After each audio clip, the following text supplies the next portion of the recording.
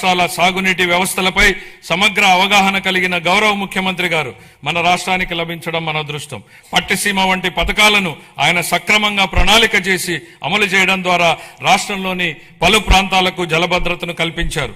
అదేవిధంగా హెచ్ఎన్ఎస్ఎస్ ప్రాజెక్టును కేవలం 100 రోజుల్లో ప్రారంభించి వేగంగా పూర్తి చేసి రైతులకు నీరందించేలా చేయడంలో ఆయన సంకల్ప బలం కీలక పాత్రను పోషించింది. హంద్రీనీవా ద్వారా తొలిసారిగా 45 టీఎంసీల కృష్ణా జలాలను విజయవంతంగా ఎత్తిపోతల చేసి రాయలసీమలో నీటి లభ్యతను గణనీయంగా మెరుగుపరిచాం. పోలవరం ప్రాజెక్టు విషయంలో పెండింగ్ ఉన్న 5,000 కోట్ల రూపాయల బిల్లుల్ని చెల్లించి పనులను వేగవంతం చేశాం.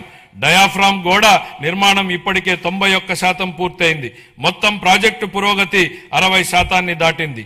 వెలుగొండ ప్రాజెక్టు బీఆర్ఆర్ వంశధార దశ 2, అలాగే వంశధార నాగావళి మరియు నాగావళి చంపావతి నదుల అనుసంధాన పనుల్లో సమాంతరంగా గణనీయమైనటువంటి పురోగతి సాధించబడింది. అదే సమయంలో రాష్ట్ర వ్యాప్తంగా విస్తృత స్థాయిలో చేపట్టిన ఆపరేషన్ అండ్ మెయింటెనెన్స్ ఎస్డిఎంఎఫ్ మరియు ఎఫ్డిఆర్ పనులు సాగునీటి వ్యవస్థలను స్థిరీకరిస్తున్నాయి.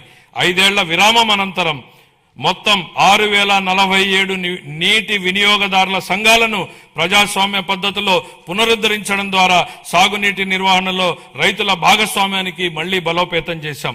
ఇక ముందు బీఆర్ఆర్ వంశధార 2, హంద్రీనీవా, పూల సుబ్బయ్య, వెలుగొండ మరియు పోలవరం ప్రాజెక్టులను పూర్తి చేయడానికి మా ప్రభుత్వం కట్టుబడి ఉంది. రాయలసీమను శాశ్వతంగా కరువు రహిత ప్రాంతంగా మార్చడానికి పోలవరం నల్లమల సాగర్ అనుసంధానంపై మేము చురుగ్గా దృష్టి సారించాం. రాయలసీమను గ్లోబల్ హార్టికల్చర్ హబ్ గా తీర్చిదిద్దే ప్రణాళికలో సాగునీటి సరఫరా కూడా ఒక కీలకమైనటువంటి భాగం. 2026-27 ఆర్థిక సంవత్సరానికి గాను జలవనరుల శాఖకు 18,224 కోట్ల రూపాయల కేటాయింపును ప్రతిపాదిస్తున్నాను. వ్యవసాయం, పశు సంవర్ధక, ఉద్యానవనం, మత్స్య సహకార రంగాలు.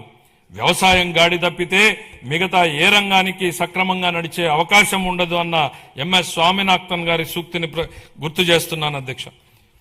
అన్నదాత రైతులే సమాజానికి మూల స్తంభాలు. వారు పండించే ఆహారమే ప్రతి కుటుంబానికి మూలాధారం. అందువల్ల రైతుల సంక్షేమమే మా ప్రభుత్వానికి అత్యున్నత ప్రాధాన్యం. అన్నదాత సుఖీభవ పిఎం కిసాన్ పథకం కింద 2025-26 ఆర్థిక సంవత్సరంలో 46.86 లక్షల రైతు కుటుంబాలకు 20,000 రూపాయలు చొప్పున పెంచిన ఆర్థిక సహాయాన్ని అందిస్తూ మొత్తం 6,600 కోట్లను విడుదల చేశాం. కొత్తగా అమలు చేసిన జీఎస్టీ 2.0 సంస్కరణల ద్వారా వ్యవసాయం మరియు అనుబంధ రంగాలకు సంబంధించిన ఉత్పత్తులు, వ్యవసాయ పరికరాలు, ట్రాక్టర్లపై పన్నుల భారం గణనీయంగా తగ్గించబడింది.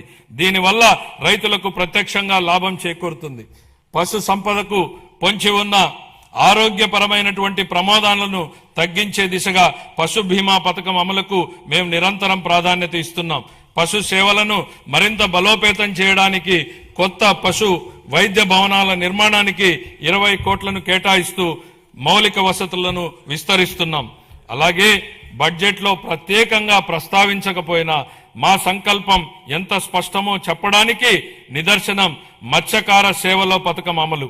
ఈ పథకం ద్వారా ఆర్థిక సహాయాన్ని 10,000 నుండి 20,000కు పెంచాం. దీని ద్వారా 1,20,000 మంది మత్స్యకార కుటుంబాలు లాభపడుతున్నాయి. ధరల స్థిరీకరణ నిధి గత ప్రభుత్వం